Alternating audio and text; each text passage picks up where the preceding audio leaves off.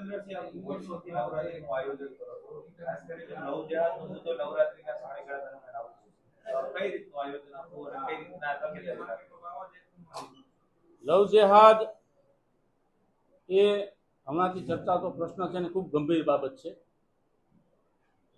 આપણે સમાજની ભોળી દીકરીઓને ફૂસલાવીને જે અંધારામાં રાખીને કરવામાં આવે છે એને લવ જેહાદ આપણે કહીએ છીએ, અને એના સખત વિરોધ કરું છું હું પણ.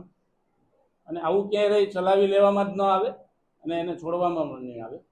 મારી વાત કરું તો સૈયદ નવરાત્રિ ઓલ ઓવર સમાજને ભેગો લઈને આટલા વર્ષોથી આયોજન કરે છે. રાજકોટમાં કોઈ અઘટિત બનાવ શહેરમાં હજી સુધી બન્યો નથી, અને ન બને એની પૂરતી તકેદારી પણ રાખવામાં આવે છે.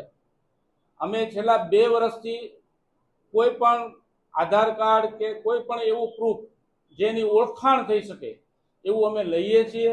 અમારા સોફ્ટવેર સંબંધિત પાસમાં એ જ્યાં સુધી ખુલતો નથી, જ્યાં સુધી પોતાનું આઈડી કાર્ડ જમા ન કરાવે, એટલે એક સુરક્ષાની દ્રષ્ટિએ કહીએ કે કાંઈ પણ અફડાતફડીના માહોલની દ્રષ્ટિએ કહીએ તો એક આધાર પુરાવો એ જરૂરી છે કે આટલા બધી પબ્લિકમાં આ આપણી પાસે ખેલૈયાનું લિસ્ટ છે ને આ ત્યાં રહે છે એવો આધાર પુરાવો અમારી પાસે હોય તો કાંઈ પણ થયું હોય ત્યારે એ કામમાં લાગે. લવ જેહાદની વાત છે તો લવ જેહાદમાં ક્યાંય પણ આવો બનાવ ન બને એ સર્વ સમાજની જવાબદારી છે. બીજા સમાજની પણ એટલી જ જવાબદારી છે કે એની રીત મારીએ અને ખોટી રીતે ક્યાંય ભરાઈ ન જાય.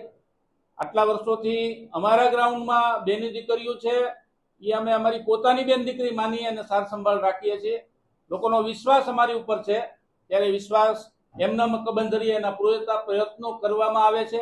સૈયદ ગ્રાઉન્ડ એ વર્ષોથી કોઈ પણ વિવાદ વગર રાજકોટની પ્રજા, સૌરાષ્ટ્રની પ્રજા માતાજીના ગરબા આરાધના કરે જ છે. તો આ વિશે અમે તકેદારી રાખવાની. ખાસ કરીને વિદર્ભી યુવાનો દાંડિયા રમવા માટે આવતા હોય છે, તો આ પ્રકારના કોઈ યુવાનો આવે તો આપણે પાસ ઇસ્યુ કરશું કે નહીં કરીએ? કઈ રીતે? આમાં આવડું મોટું આયોજન છે, 5-6 હજાર 7 હજાર ખેલૈયાઓ રમતા હોય છે, તો બધું તો ધ્યાન નથી હોતું, પણ સ્ટ્રિક્ટલી અમારી એક ટીમ હોય છે, નાનામાં નાની ખ્યાલ રાખતા હોય છે.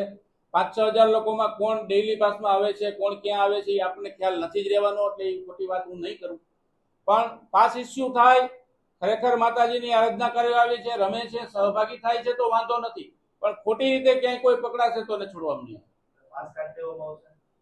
પાસ બને ત્યાં સુધી અમારા હાથમાં એવું હોતું નથી કે એવું ડિટેક્ટ કરીને નથી આપતા અમે પાસ કે ભાઈ આ જ્ઞાતિનો પાસ નહીં આપવામાં આવે. એ તો ઓનલાઈન પ્રક્રિયા હોય છે અને બહુ બધું સોફ્ટવેરથી કામ ચાલતું હોય છે, એટલે ડિટેલિંગમાં નથી પડતું.